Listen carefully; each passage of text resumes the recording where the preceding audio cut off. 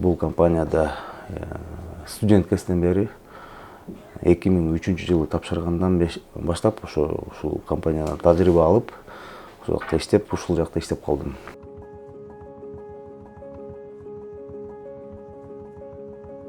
Биздин компаниянын көптөгөн тажрыйбалуу жумуштары бар. Турак жай комплекстерден баштап, мындайча айтканда, производственный тармактагы чоң жумуштарды аткарып калдык. Кумтор менен иштештик. Нефтебазалардын проекттеринин адаптацияларына катышып калдык. Модернизация ТЭЦ ошол чоң долбооруна катыштык. Ал жакта абдан технологический жактан дагы, анан конструктивный расчет деген ошол багыттарын ушу биздин компания жасады.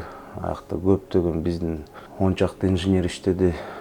Жумуш бир топ аябай орусча айтканда ответственный моменттер көп болду. Кудай берген турак жай комплекси бул негизи долбоор 1 жыл мурун ойлонуп башталган. Бул компаниянын ОСО Базис М компаниясы, брендовый названиясы Дөөлөт Курулуш. Бул компаниянын негиздөөчүлөрү бул зарубежде иштеп келген тажрыйбалуу кишилер. Ошол кишилер биринчи келип эле жолугуп өздөрүнүн талаптарын койду. Талаптарында эң биринчи бул өздөрүнүн патриоттук сезимдери менен келишиптир. Биринчи талаптары эле элге доступный жилье жасайлы деди. Жер тандадык.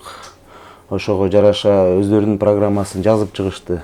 Алар бизге график түзүп беришти. Ошо графиктин негизинде акырындан долбоорду баштадык. Долбоордо градсовет өттүк, агызы чыкты, функциональный назначениясы өзгөрдү.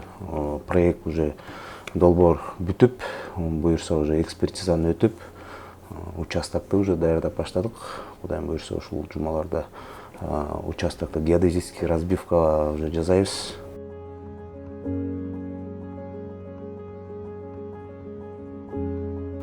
Кудай берген турак жай комплексинин өзгөчөлүктөрү бул смарт планировки. Площади өтө чоң эмес, бирок ар бир квадратный метри туура колдонгонго анан полезный площадь алып келе турган багыт экен.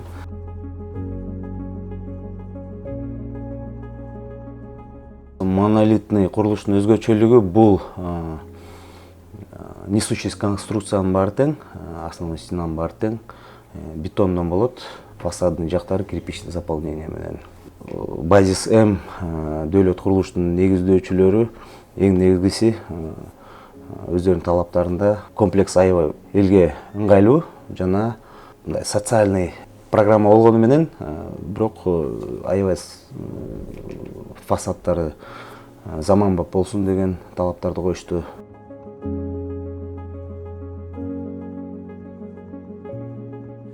Проект боюнча комплекстин ичинде көп жакшы нерселер каралган.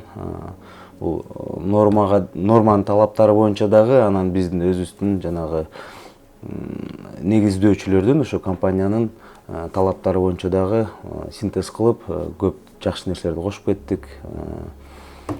Детский площадкаларды мындай безопасный кылып жасап бериле деп айтышты.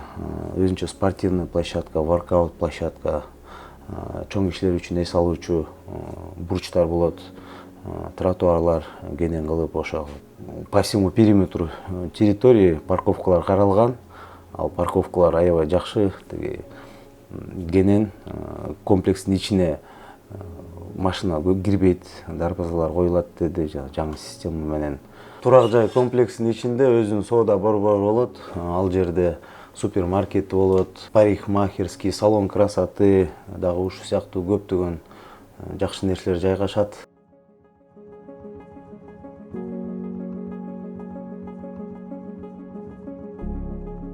Турак жай комплекси 18 үйдөн жана бир соода борборунан турган ансамбльден турат. Бишкек шаарынын ошо батыш тарабында мынчалык чоң жерде элеген мындай чоң комплекс салына элек. Кудай берген турак жай комплекси по программе доступное жилье болуп кеткени менен по классу недвижимости биякта комфорт жана комфорт плюс деңгээлиндеги квартиралар каралган.